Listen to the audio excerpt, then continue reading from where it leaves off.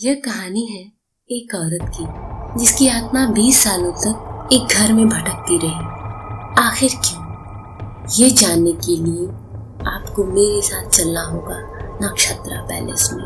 तो क्या आप तैयार हैं? यह बात सन 2000 के आसपास की है, जब मैं अपने परिवार के साथ किराए के मकान के लिए मारा फिर रहा था। दरअसल मैं पेशे से एक राइटर हूँ और मेरी पत्नी लेक्चरर।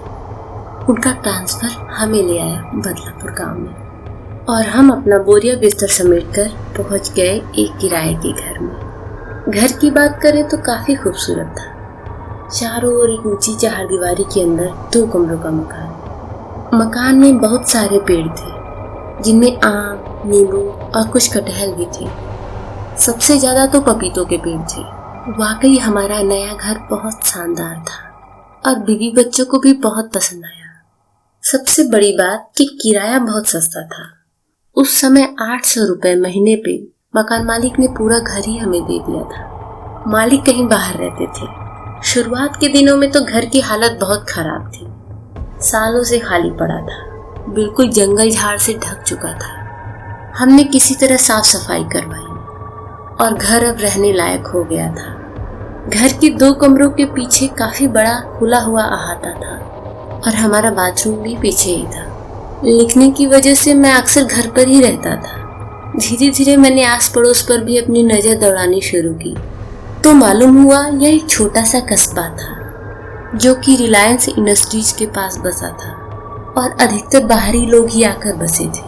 हाँ, थोड़ी दूरी पर बदलापुर गांव था जो कि काफी भरा पूरा गांव था। हमें यहाँ आए लगभग 1 महीने हो चुके थे और अब हम आसपास के लोगों से थोड़ा थोड़ा मिलने जुलने भी लगे थे।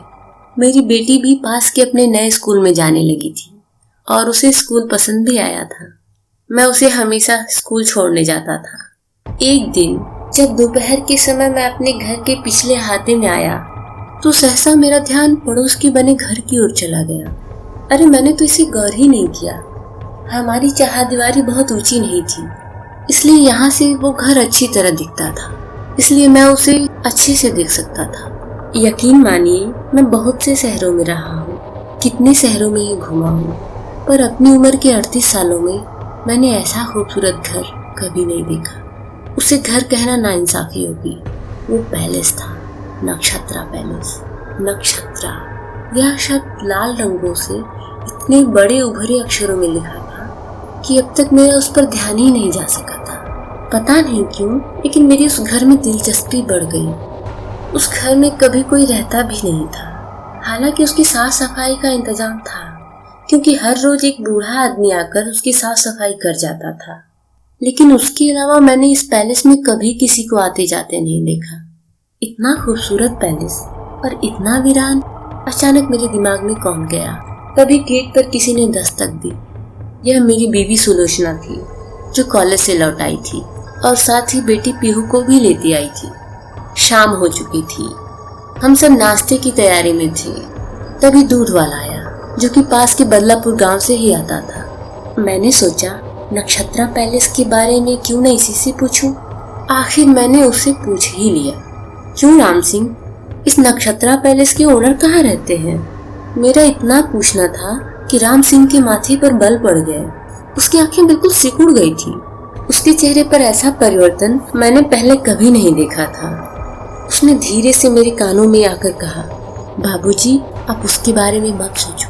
आपको क्या पता कि इधर कोई दूध देने नहीं आता। वो तो मैडम जी के स्कूल की मास्टरनी थी, जिन्होंने मुझे यहाँ के लिए तैयार किया। आपको यहाँ कोई भी नक्षत्रा पैलेस के बारे में कुछ नहीं बताएगा। ये शापित है।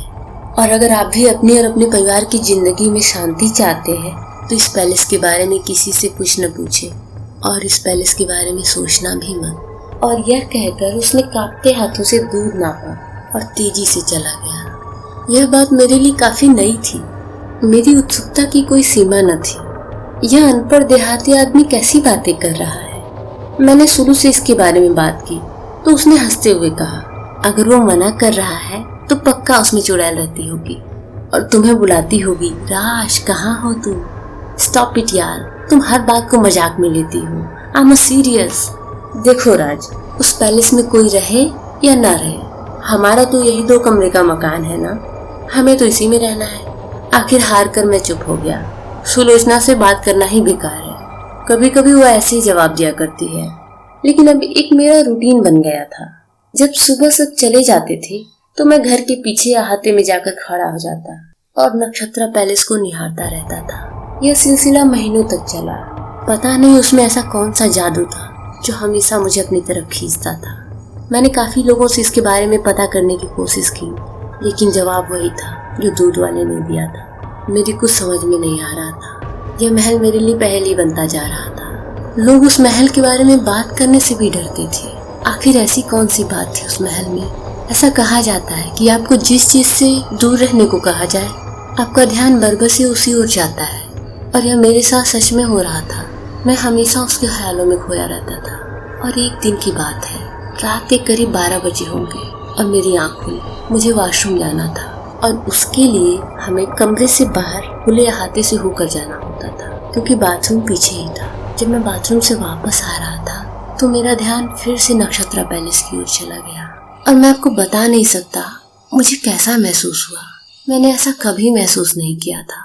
ऐसा लगा जैसे उस घर में कुछ तो है। शायद सब सच ही कहते हैं। एक पल को मुझे तो ऐसा लगा जैसे मुझे कोई आवाज भी सुनाई दी वहाँ पे, और मैं तेज कदमों से चलता हुआ कमरे में आ गया। रात काफी थी और सुलोचना सो रही थी, और इसलिए मैंने भी सोने की कोशिश की, लेकिन मेरी आंखों से नींद गायब थी। अब मुझे ऐसा लग रहा था कि मुझे नक्षत्रा के बारे में जानना ही पड़ेगा। किसी ऐसे इंसान को ढूंढना होगा जो मुझे इसके बारे में बताए। आखिर क्या कहानी है इस नक्षत्रा पैलेस की? क्या कोई ऐसा राज है जो हमसे छुपाया गया है? मैंने गौर किया कि हमारे आसपास के घरों से कोई भी हमारे घर नहीं आता जाता। यहाँ तक कि हमारे मकान से सटा हुआ सिर्फ नक्षत्रा पैलेस ही है। उसके बाद काफी दूर तक कोई मकान नहीं है। और एक दिन सुबह सुबह जब सुलोचना कॉलेज को निकल गई और बेटी भी अपने स्कूल चली गई, तो मैंने देखा पड़ोस का बूढ़ा आदमी उस महल में जा रहा। मैं अपने घर के दरवाजे के पास उसका इंतजार करने लगा। इस कहानी का सेकंड एपिसोड सुनने के लिए बने रहिए हमारे चैनल के साथ, और चैनल को सब्सक्राइब करना बिल्कुल न भूलें। धन्यवाद।